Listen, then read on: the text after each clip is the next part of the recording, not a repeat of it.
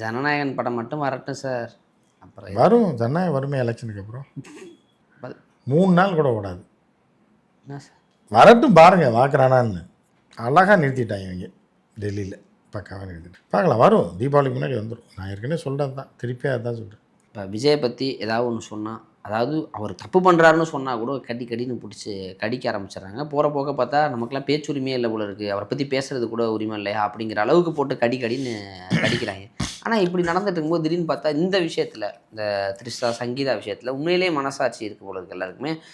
விஜய் அவர்களை வந்து அண்ணன் நினச்சேன், அண்ணனுக்கு ஒன்றுனா அண்ணனே வெட்டு உண்டாங்கிற மாதிரி போட்டு விர்ச்சுவல் வாரியர்ஸே கடிக்கிறாங்க நிறைய பேர். இது எப்படி சார் பார்க்குறீங்க? இல்லை, அது ஒரு தற்கொலை நாய்ங்க கூட்டத்தை வச்சுருக்காங்க. ஆதவ வச்சுக்கிட்டு அடியாளாக வச்சுட்டு பண்ணிட்டு ஆதவ பண்ணுறதுனால தான் விஜய்க்கு அழிவு. இப்போ நீ கண்ணாடி கூண்டு வந்து கல்லெறிகிற, அப்புறம் உனைய கிழிச்சு தொங்க விடாம விஜயை வந்து இப்போ நம்மளே எடுத்துக்கல. இப்போ நம்மளே அவன் தான் பேசுகிறோம்.